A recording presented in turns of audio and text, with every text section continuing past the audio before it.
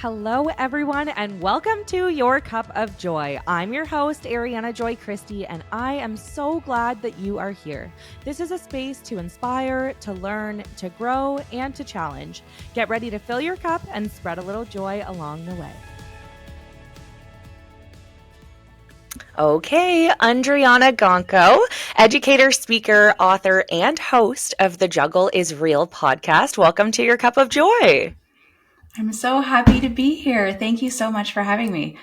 Of course. I'm very, very excited to talk to you because as a fellow mom of three, I obviously understand that the juggle truly is so real. And I actually saw a video yesterday when I was thinking about our conversation today. And I was like, wow, this is perfect timing because it was someone trying to balance on this big track that was like moving like very unbalanced, and they kept like almost falling but not quite, and it was like 30 seconds of this just being bounced around and moving, and the text on screen was like me when someone says that you're juggling motherhood so well. And it just like resonated so well with me because sometimes it feels like we're just holding on by a thread. Oh my gosh, that is so funny. And it's so true. I was laughing to myself yesterday because I was thinking, okay, like heading up to bed, I was like, I got the lunches ready for tomorrow. I know what the kids are going to be wearing. And like, I'm feeling pretty good. I'm like, I'm going to go read a book. Like everything seems pretty organized. And I go to switch on the light and it's a chandelier with like 10 light bulbs and 2 light bulbs turned on. Like 8 of them were burnt out. And like 2 of them, I was like, okay, yeah, that seems about right. You know, like there's always something. And, you know, last night I was like, well, there's no chance I'm hanging off on the side of the edge here to change light bulbs. But like that is such a good metaphor for motherhood, you know? It's so true. And I feel like, yeah, the struggle of motherhood is wild. The juggle is obviously extreme. And it's very fitting that we're talking today because yesterday I got a notification on my phone. Our kids, like daycare school, will text us when there's updates or things happening, but it's usually quite last minute. And so yesterday I got a text that was like, hey, tomorrow's pink shirt day at school. And I was like, oh, like my kids just grew into a new size. Like they don't have anything. We have like a few outfits that fit them. It's on my list of things to do. I have to clean out their closets. Like I just started running down the list of things I needed to do. Immediately I opened the Amazon app. I was like, how fast can I get 2 pink shirts here? Like they need to be wearing these to school. I ordered them on overnight delivery. Obviously they didn't make it on time this morning.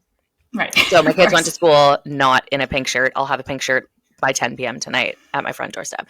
And I just felt sick. Like I was like, oh my gosh, like the teachers are going to think I'm a terrible mom. The other parents are going to see a picture of all the kids in pink shirts except mine and be like, oh, Andryanna sucks. Like I just started ruminating on how terrible of a mom I am. My kids are going to feel bad because they're feeling left out because they didn't wear a pink shirt.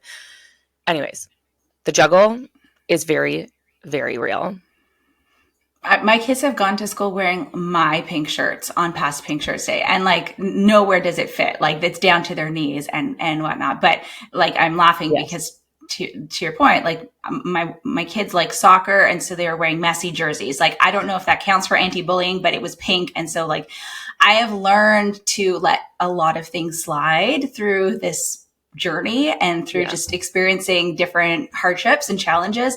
And so it is interesting because I can remember when my kids were younger and like very much feeling so much guilt and shame and anxiety about the smallest of things that now, I mean, I've been around, taken a few laps on this motherhood journey. My oldest is 10. I can let a lot slide and just kind of roll off my back and be like, okay, in the grand scheme of things, this is not one thing that I'm going to worry about. And I think that has allowed me to, you know, be able to be where I'm at and to continue on. But I totally feel that because that was me for sure.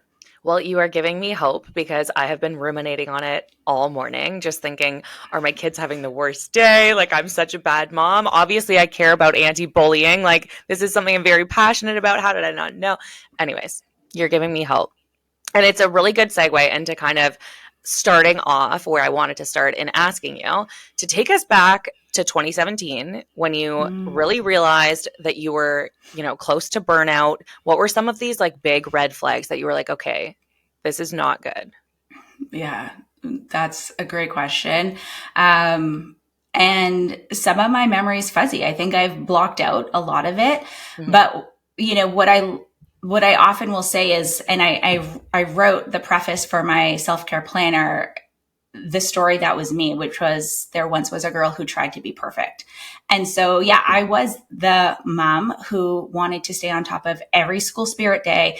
I was the president of the school council. I made sure that, if someone needed cookies baked, I don't like baking. I know you love baking. I don't. I love cooking. Do not like baking. I was like, I will do it, like signing up. And I felt like I needed to be on top of every single thing.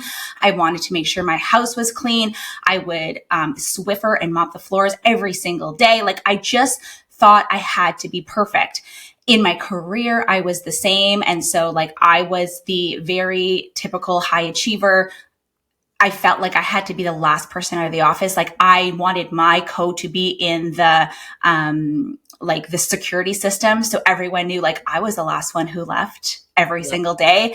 And I just, could not say no to anything. And of course, in this pursuit of trying to be perfect, I inevitably wound up never achieving that. And because I was striving for perfection and falling short, I would feel bad and I would feel like I'm doing something wrong and I must not be doing things properly and I must try harder. And I was constantly trying to do more. And of course, like, when you're trying to do everything for everyone else, you're not anywhere in that equation, right? And so Totally. I had some red flags, the whispers, they eventually turned to screams. But some of the things that, looking back, I can see so clearly are like, I was unintentionally losing weight. So I was not exercising. I was not watching, what I was eating. But I was missing a lot of meals. I was losing weight unintentionally. My skin was the worst it's ever been, like, even through my adolescent years. I was breaking out. I didn't know why. And, there weren't creams or anything that was making it better. My hair was thinning. And I often felt like I was trudging through mud. Like, you just have to keep going. But I never felt good. Like, I never felt well. But I just thought, this is how it is, right? Like, this is what it's supposed to be like. And it's supposed to be hard. And if it's not hard, I'm not doing it right. And I can remember going to see a doctor, a naturopath, and kind of explaining this. And one of the big things that caught her off guard was like, I couldn't feel like I could catch my breath. Like, I always felt like I couldn't take a full deep breath. And so anyway, after going through a lot of these things, I did get some blood work done. And, it was beautiful that I had that wherewithal to actually go to see a healthcare practitioner about it and explain what I was experiencing. Because I didn't know anything about burnout. It wasn't something that was, popular at the time. It wasn't something like, I'm pretty sure, like the WHO has recognized workplace burnout since 2017, but it wasn't something that, I was readily reading about or knowing about. And so it was scary. It was challenging. I didn't understand. I again was blaming myself, and I thought, well, I screwed up again, and I guess I should just try harder to, again, overcome this problem. But I have learned, and thankfully, by experiencing these things and going through these challenges, I've learned that perfection is impossible. I've learned how to, care for myself. And one of the first ways was literally, Andryanna, the doctor told, she's like, we're going to set a timer. And once every hour, you're going to take 10 deep breaths. And I was like, who's got time for that? It's like, as if, like, are you joking? She's like, okay, once every 2 hours, take 10 deep breaths. I can just stop what you're doing and take some like deep belly breaths and just focus on your surroundings, like where you are, that you're safe in the moment. And these like nervous system regulation tools, right? Again, did not know what that was, did not know nervous system dysregulation, knew nothing about any of these like fight, flight, or freeze, knew nothing about any of this, but was like, okay, if this is what it's going to take, I guess out of my very busy life, I can make time to take a few breaths. Right. And so I laugh saying it now, but at the time it was a challenge for sure. For sure, because adding anything to your plate when you're already feeling like it's overflowing is extreme. Like it sounds so, oh, I can't take 10 deep breaths, but like when you're in the depths of it like that, you actually can't. Like it's very difficult to take that step. And I totally understand that so much. And it's interesting to me how you say like, oh, like it should be hard. Like that's what makes you successful or whatever. Like I think we're told these things like no pain, no gain. Like it must be uncomfortable to get you to a place of a success. There are all these things that we're told. And then we begin to really believe because the more it's said to you, the more ingrained it is. And even if you're not like verbalizing that, maybe it's in your mind. I feel like I'm in that often. Like, oh, I can just do one more thing. Like I should test myself. I should challenge myself. I should push myself. But I think that there's a line for that to be healthy versus not, you know? Totally. Was there like a turning point for you maybe that made you realize like, okay, I have to make a change? I can remember. So at the time I was working full time at an ad agency, and I was also working part time at the college where I live, teaching marketing courses. And I had 2 young kids at the time, and there was one week that was like particularly full, and I was the like head planner for like this big school-wide poster contest that was happening. I was also in charge of a golf tournament that was happening that week. I was also part of this gala organization that was also occurring, plus my normal day-to-day tasks, and a trade conference for like car parts, automotive parts, all these different things, right? And I had my clothes and shoes in the backseat of my car. And I was just very literally like going from one place to another and having to change like from like work boots to heels and a dress to like golf shoes and all of these different things.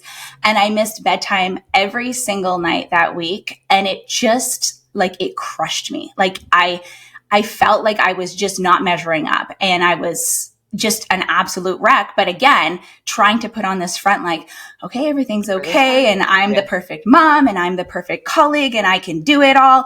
But it was like inside, it was terrible. And I knew that something had to change, but I did not know where that change would begin. I didn't think that I could make any shifts within my life that could amount to feeling any better. So yeah, that was kind of where things started to crumble. But thankfully, I was able to take that realization. And I think it's that awareness, right? Like to actually recognize and pull yourself out of that situation and like see myself like hovering above myself and being like, hey, like this is not okay for you. Mm-hmm. This is not what you want. This is not fulfilling. This is not bringing you joy. This is not how you want to be leading your life. And you're sick because of it. You're not, living to what you thought, you wanted to feel like. Mm-hmm. So it was just like those that awareness of it, which led to like, once you have that awareness, like, I don't want this, then you can start thinking like, well, what do I want? And that was like such a crazy question, because as a mom, especially, like, how often are you asking yourself, like, what do I want? And I had not been asking myself that at all whatsoever. I did not put myself on my to-do list whatsoever. But when I started just thinking about it, like, well, what do I want? Well, I don't want to be working from like sunrise to sunset, not being able to see my kids. I don't want to feel like I'm constantly failing. But what do I want? Well, I do want more time with my family. I do want to be able to pause. I do want to be able to feel like I have boundaries in place, that I can say no, that I can leave my office at a decent time, have dinner, like the like very simple things. But once you start asking yourself, then it's incredible how you can make room for those small and simple shifts. And like, it was the most small things at first. It was not like crazy overhaul and crazy life shifts, but it was like, okay, well, can I have some peace in my day? Okay, well, can I wake up 15 minutes earlier? I'm going to start by writing a couple of things that I'm grateful for. And just that very small thing. I never thought I was a morning person, but now it is still part of my day where I'm like, I have to wake up before my children. And that is like the most beautiful thing, because it allows me to be like, okay, It's the calm before the storm. But I know that if I have that time, then I can greet my family, greet the day, feel like there's a little bit of composure before things inevitably get chaotic. Totally. And I love that you talk about starting small and making just like little changes, because sometimes I think, especially when you're in the thick of it, even a little change just seems so daunting. And so it can seem like it must be this huge overhaul, or that you have to like change your entire lifestyle, but really you don't in order to see big change. I think that little small habits can make a huge difference. And it kind of goes into my next topic that I want to talk about a little bit, which is self-care, because I think that is like basically all of this. And the whole reason that I wanted to start this podcast was to talk about self-care in a way that wasn't making people feel guilty about doing something for yourself, because it's so easy. The mom guilt is so real. Like anytime I want to do anything for myself, I would feel bad. I remember in the early days postpartum, like I wouldn't even go pee when I had to pee because I didn't want to put a baby down, like it's wild that even our immediate actual needs aren't always met. And so I love asking people what their favorite way is to practice self-care, because I've realized that everybody's definition of self-care is so different. And it's very interesting to me. Some people think like, oh, it's a full spa day with services and it, has to cost lots of money and take lots of time. And other people are like, oh, like I wake up 10 minutes before my kids are going to get up and practice gratitude. So you do talk about self-care beyond the bubble bath, which I love. Totally. Can you explain this and share with us maybe your favorite ways to practice self-care? For sure. And just to start off, when we're talking about self-care, I know that this topic is so, run of the mill now, and we use self-care in so many different ways. And so there are so many meanings for everyone. And I love that you recognize that as well. And so for the Juggle is Real podcast, I started it because I recognize that before we can get to caring for ourselves, we have to get over the fact that it's okay. We have to, in order to be the mom, the wife, the boss, the friend, the colleague, et cetera, we have to first be there for ourselves. Totally. And, I get it. Like the whole mom guilt thing is so real, and we have such unrealistic expectations, and we put these things on ourselves, and, society perpetuates these unreal expectations as well. But, I believe it was Glennon Doyle who said, every time you're given a choice between disappointing someone else and disappointing yourself, your duty is to disappoint someone else. And it can sound so harsh and it can sound crazy, but I am now the number one priority in my life. And I know that there might be a listener who is like, oh my God, that is a terrible thing to say. And I know I've got 3 beautiful boys. I have a husband whom I love so much. I have the most incredible family and great friends. But I, like me, Andryanna, am the most important thing in my life. And as soon as I recognized that and started asking myself, well, what would I love? What do I need?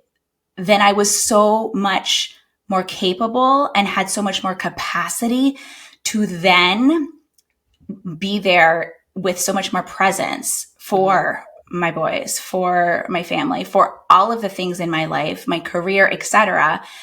I mean, I don't know what the exact statistic is, but women experience higher rates of perfectionism related anxiety than men. Like it is through the roof more. And I think when it comes to self-care, how can you just show up for yourself in small ways? So it can be a bath. It can be a spa day. Of course, it can be all of these things, but it should be something that works for you.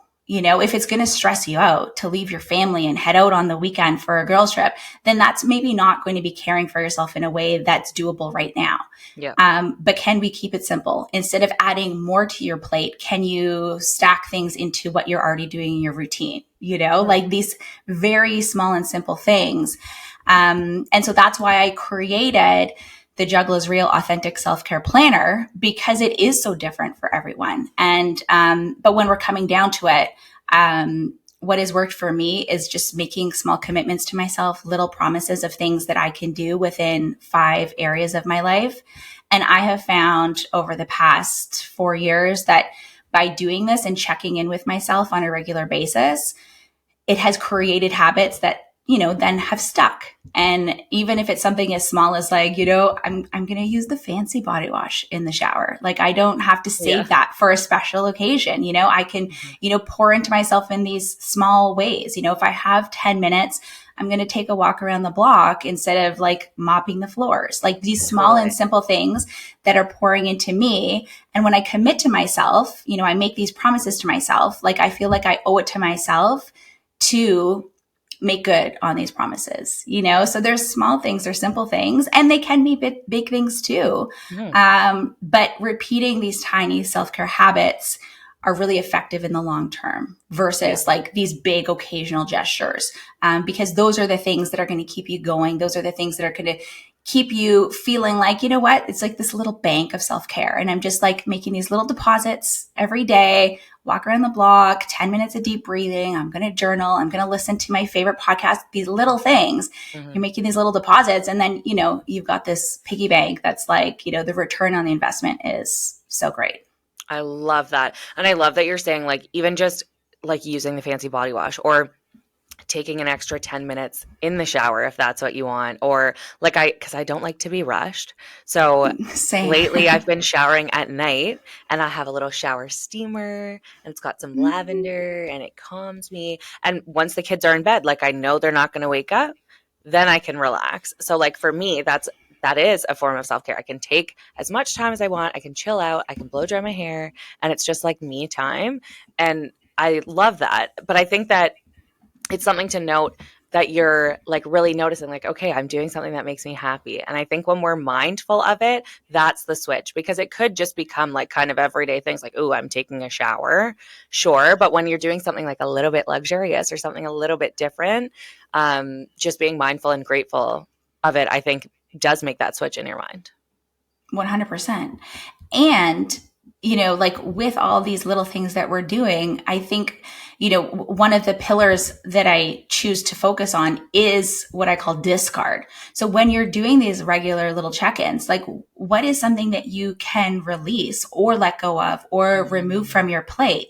Like I think we just continually are piling things on and piling things on. Literally. We're saying yes to all the things. And then we feel stressed because we're like, well, I haven't done any self-care. And then we're like, oh, now I'm failing. But what can we choose to let go or remove? And I'll give you a quick example, because I think oftentimes like it's easy to fall into these patterns that maybe feel like easy or feel like they're, good for us, but maybe are harmful in the long run. And this is like literally no judgment to anyone, but I used to have this pretty bad habit where I would watch and binge Netflix every night before bed. And I would watch these shows that were like dramas and, like murders are happening and all the detective things. And I would stay up much later than I wanted to. I would continually be, pressing like, are you still there? I am still here and I'm still watching. And I just thought, like if I want to wake up earlier and I want to have this, this moment of like peace and calm and coffee that's hot, like I should be going to bed earlier and I should be getting the sleep that my body needs. So what if like just for the next month, like I force myself to like stop the Netflix by 8:30 and then I'm going to move to like read. And I used to love reading when I was younger. I used to read all the time. And then somewhere in my 20s, early 30s, I completely stopped. Yeah. And I thought, well, what if I can replace that? And if I don't like it, like it's there, I can always pick that back up. But what I found when I released that habit was that it was really much better for me. And I felt so much better in the long run. And I still watch shows. I still like watch Netflix and different series and all of the things.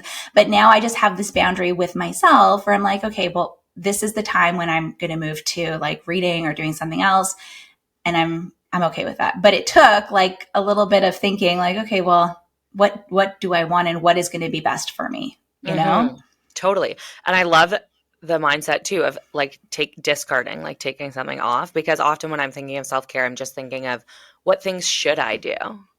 and then it does become overwhelming. Like, how am I going to fit in time for that? How am I going to make that work? Okay, I'll just be tired for the day because I'm going to have to wake up earlier, and that's just how it goes. But you're right. You can just release something, and that can be fulfilling also when you see the effects of that. So I love that. 100%. And you just touched a little bit on the Juggle is Real, the authentic self-care planner and activity book that you have for busy moms, which seems like every mom that I know is a busy mom. We do a lot. So can you shared a bit about what inspired that, but how does this planner really help women like prioritize themselves or not feel like they're so busy? Totally. Share with us a little bit about it. It was built out of necessity, like it was pandemic lockdown times. My youngest was born in 2021, and I was still working. I had a full-time course load at the college. My two older children were being virtual schooled, and the juggle was real.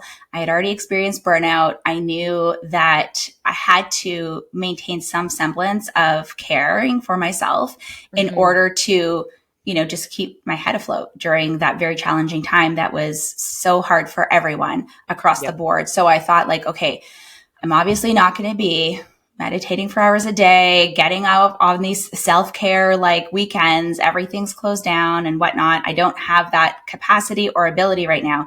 So what can I do? And so I created the 5 pillars, and it was so helpful for me. I just shared it like as a free download. And it's still available online. You can go to my Instagram or whatever, and you can get this 30 days for me guide. And I thought, like, let's start here. And it worked so well that I thought, let's keep ourselves accountable to these commitments. And so it's based around 5 pillars of well-being, which are to nurture, to nourish, to move, grow, and discard. And so in each of these, it's like, well, how can you commit to yourself in a small and simple way that is that act of love? Like, how can you show that nurture that you are giving to everyone else for yourself? How can you nourish yourself? Like, what can you commit to in a small way? Like, whether it's taking your vitamins or like waking up and having some water instead of going straight to the coffee. Like, what is a small thing that you can do to nourish your body, to fuel your body? Same with movement. It's not a no gain, no pain, no gain mentality. It is like, how can you move your body in ways that are really helpful and loving, and ways that feel good to you to give you that energy that you need?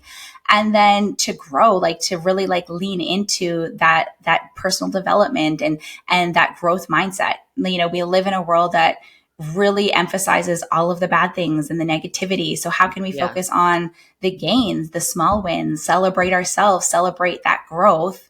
And then, of course, we talked about discard, which is my favorite. Like, what can you let go of? Yeah. This one is really good. And it can be as simple as like muting the notifications on your phone. Like, what can you release? Or is there a boundary you can set? Or is there something that you can do a little differently? And so it's a 3-month planner. So you set your commitments at the beginning of the month.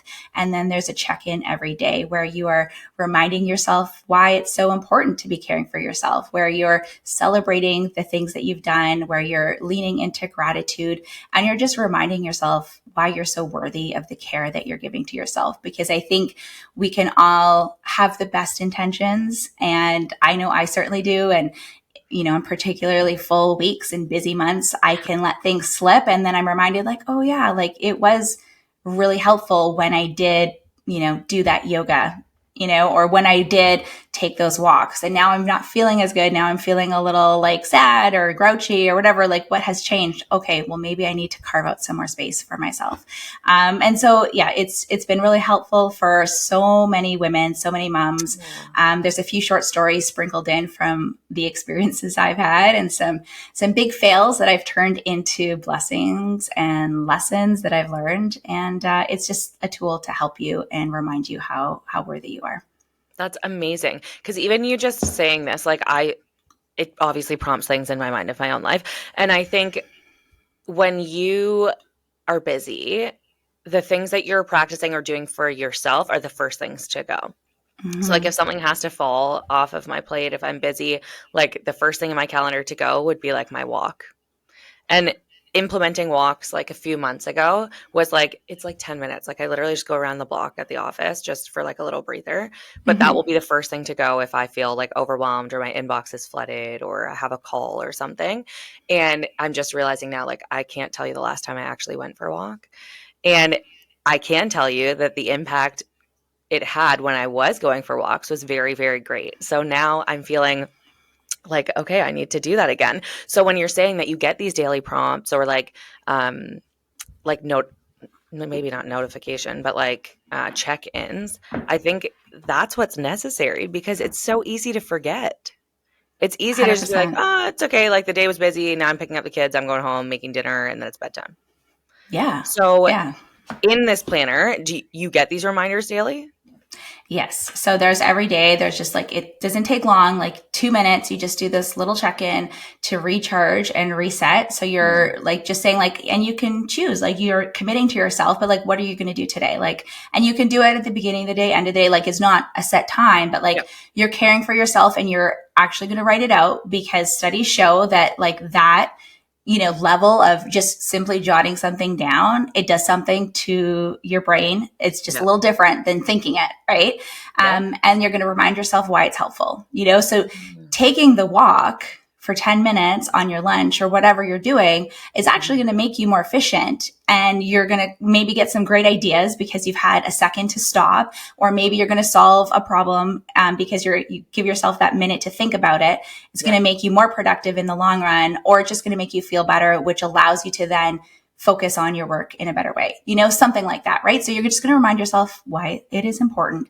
And then you're going to celebrate it. Like you are proud of yourself because you are doing these things and you matter and it's great. And you can, just celebrate those little wins and focus on those moments of gratitude. And so like, just like really simply, like I was recently at a hockey tournament with my middle guy. We lost to make it to the finals by 0.02%, right? Like, so we're thinking like, oh my gosh, that's brutal because we were so close, right? And of course, there is a level of disappointment, but like, what can we lean into? And it just shows like, that we are these mirrors for our children and we're really setting an example. But they did so well. They made it this far. Now they have the ability to have a free night and relax and hang out and swim in the pool and do these things. We're able to leave early in the morning, get an early start on the day. The roads were great and ended up being like a blizzard the next day. So it's like when we're doing these little things, when we're focusing on the gains, when we're focusing on these silver linings, and in motherhood, there's so many beautiful things that are kind of like hidden within all of the chaos and like craziness. But like when we're like, oh my gosh, yeah. And remember like, I was able to cuddle with, my youngest and he said this really cute thing to me, like just making those little notes and I was present for it and I was able to like actually listen versus like, not being there or yelling or like not having the energy to like even read him that story. So it's just like all these little things when we're reminding ourselves, I think that, what you focus on expands. And so, it's just that little reminder that you matter, your needs definitely matter. It is not selfish, and when you're showing up for yourself, then you can also show up for those around you in your best light.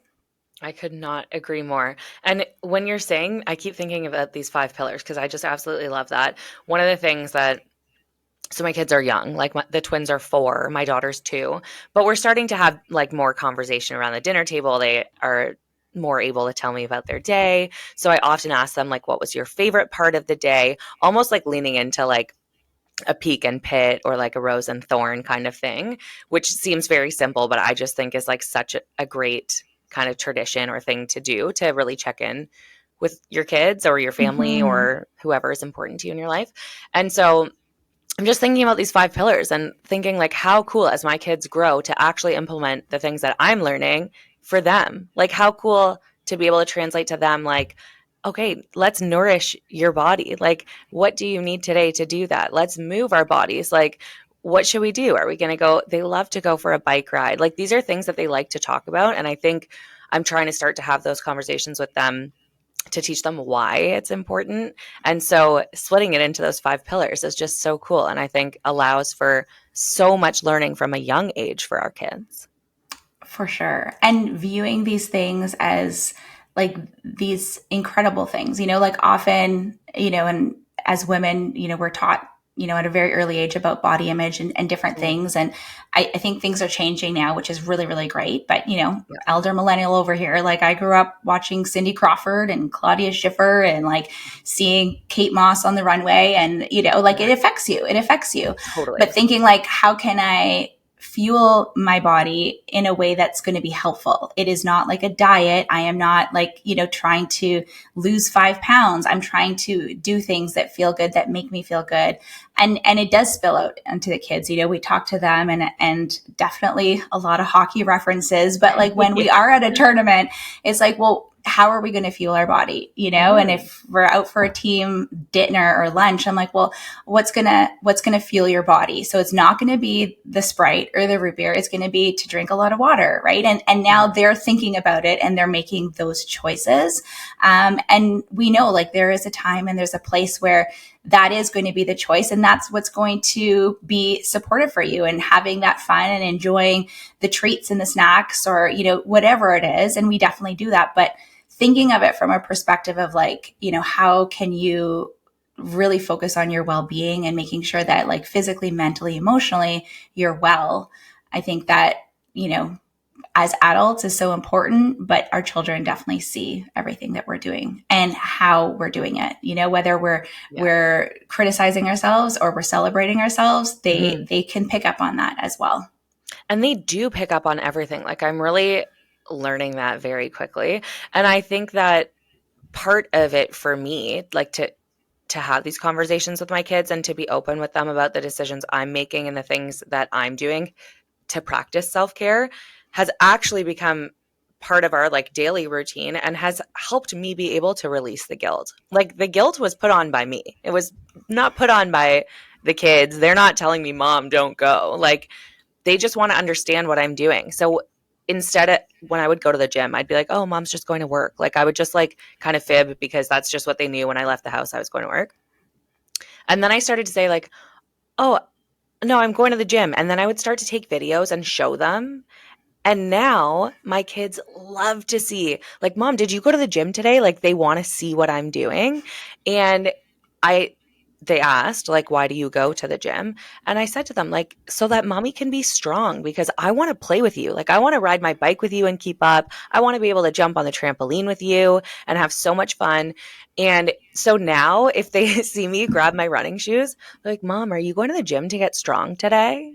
Like they know. And immediately it makes me feel better about my decision. And it's almost just like reinforcement to know that like they're watching me fill my cup and they're going to know that filling their cup is important too, because they do model our behavior. Totally. Yeah. Brene Brown said, we cannot give our children what we do not have. And so if we want our kids to grow up knowing that they're worthy of the care that they desire, worthy of rest, like we have to model it, right? So yes, like I'll be doing Zumba. I just recently downloaded the Zumba app because I don't have the space right now in my schedule to like drive across town, get changed, go to the thing, come back. Like it just wasn't working. So I'm like, well, how can I do this? Like my kids are doing Zumba with me. It's hilarious. I love it. And they're like, oh, Mom, are you doing Zumba today? And my youngest can't even say Zumba, but like he just like, it's so cute. And same like, I can't tell you how many times my kids have joined me on my yoga mat and they do a couple like downward facing dogs. They'll do like a quick stretch and then they're out, but they're seeing me do it. And I think it's so important to see those things. It's so important to see, in these different roles that maybe we're feeling guilty about.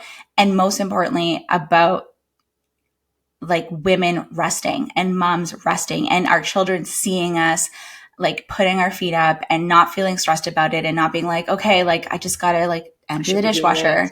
Yeah. So it's like they see that and they see that it's okay. And then it allows them when they need that time or when they're feeling overwhelmed or when they're feeling at capacity, like, okay, well, I know that it's okay to do this and I can do it too.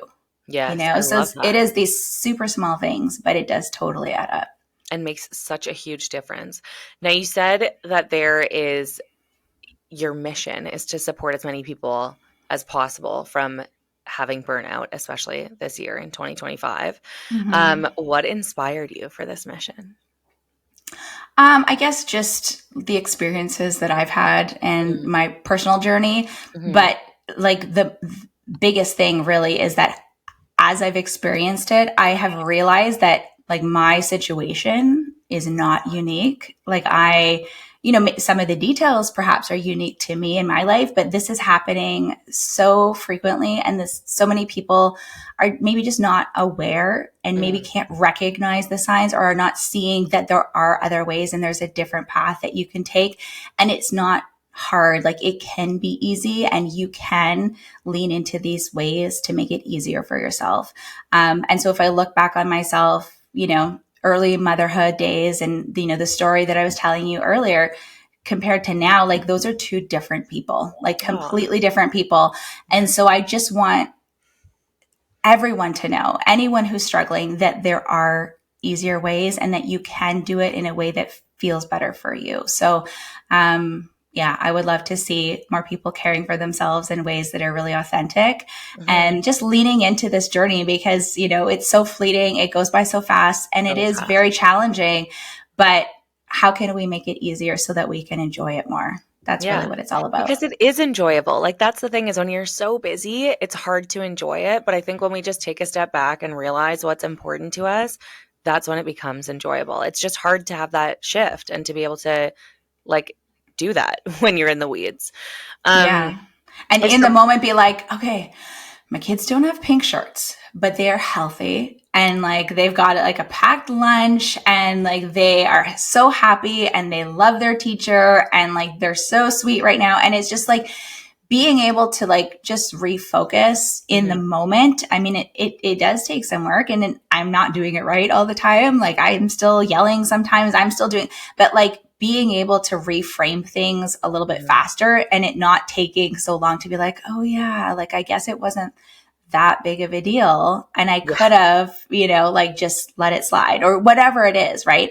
I think that's been the biggest lesson for me is just like being able to reframe things in the moment and see the bright side or like be able to take those few breaths and be like, okay, instead of reacting, just be like, how can I respond from a way that is like, true to me and how I really want to be leading my life. And you are so right. Like I stressed so much this morning. My kids were so happy. They didn't care. They dressed themselves. They were proud that they got to dress themselves and that's such a win, right? Like what? Exactly. Clears up so much time. Yeah. And it was so nice. Like we did have such a good morning, but here I am being like, oh my gosh, it was terrible. Like I didn't have pink shirts. So yeah, reframing and just thinking of the good parts, I think is very important. If somebody is feeling burnt out, what is like a first step that they could do today? It's a really good question. I would just say give yourself some grace and like tell yourself that you are amazing and you are so worthy of whatever it is that you need and to ask yourself that question. Like what would make this feel a little easier? What do I need right now? And then like truly allow yourself to like come up with whatever that answer is and then move into action on that. So if it is like, I need to like rest, can you press pause? Can you cancel a meeting? Can someone step in and help you? And just coming back to asking yourself that question. I would say definitely, if it's available to you to seek out some care from a healthcare provider, someone in your area that you can speak to see if there are any underlying things that you need to take care of. So many times I just think like, this is a me problem. Like I need to just figure it out by myself. But when I've learned to allow others to support me, or when I've learned to say yes to people who are offering to help me, I used to feel bad and be like, no, it's fine. It's okay. Like I have like one strand of hair left on my head. I'm like, I got it. But like, yes, if people are offering to help you, like we can say yes and like just allow it, or we can ask for help. And, the sooner we can realize that, the sooner we can truly thrive, because we were not meant to do this by ourselves. And we might not have like the village that we want or the village that we anticipated going into our motherhood journey. But there are so many ways and so many things that we can really tap into that are going to make it just a little easier. So I would start with just asking yourself, like, what would make this a little easier? And then actually going ahead and doing whatever you think could help, because you know the answer, but it's just about allowing yourself to do it. Totally. And starting small. Like, I think like your whole thing of taking a few deep breaths every hour or every other hour, like I'm going to try to do that. I think even when you said deep breath, I was like, whoa, and took like my first full deep breath of the day. Like, that's crazy. I do the same thing. Yeah, I know. Right? Like, let's all do it. Like, everyone listening, take a breath. Like, take a nice, big, deep belly breath. It makes you feel so much better instantly. It's like wild, you know, and then how set shallow your we're breathing. timer for an hour from now and do it again. So I think that's a very good one. I usually end with some rapid fire questions. Is that okay with you? Yeah, let's go for it. I'm so interested. Okay, coffee or tea? Ooh, coffee first thing, like do or die, and then tea the rest of the day. Oh, nice. Sweet or savory? Savory, 1,000%. I die for pickles. Dill pickle chips also, but like I will eat pickles for breakfast. Yeah. That's amazing. Favorite movie of all time? Oh my gosh. That's a hard question. Like, I'm going to say Home Alone, just because that is the only movie that I continually come back to all the time. I just think it is so beautiful. And now my kids love it. Like, you know, rom-com. I love How to Lose a Guy in 10 Days. Love. Matthew McConaughey. Yeah. Love. So good. But I don't actually watch a lot of movies, like, to be honest. Like, we just went to see Sonic. That was my first time at the theater in like 5 years. And now it's all about the kids, right? That's fun. That's very fun. And one thing that you never skip in your daily routine? Like brushing my teeth, 100%. Yes. Yeah. I'm pretty hardcore brusher. I'm into that. Yes. Well, thank you so much for joining us, Andryanna. Where can people find you? Where can they connect with you? Where can they find your planner? Share that with us. Yes. So if you wanted to go to Andryanna.com, all of the things are there. So ANDRYANNA.com. The planner is available on Amazon. So you can just search The Juggle is Real and it'll pop up for you. And I'm pretty active on Instagram. I love to share on there. So you can find me at Andryanna G. So that's my name, ANDRYANNA letter G. And yeah, it's been such a pleasure, Ariana. Thank you so much for having me. I've loved chatting, and I know we've got so much in common, and I really appreciate everything that you're doing to support other moms. It's awesome. Hey, thank you for joining us, and I'll put all that stuff in the show notes too. Thank you. Thank you.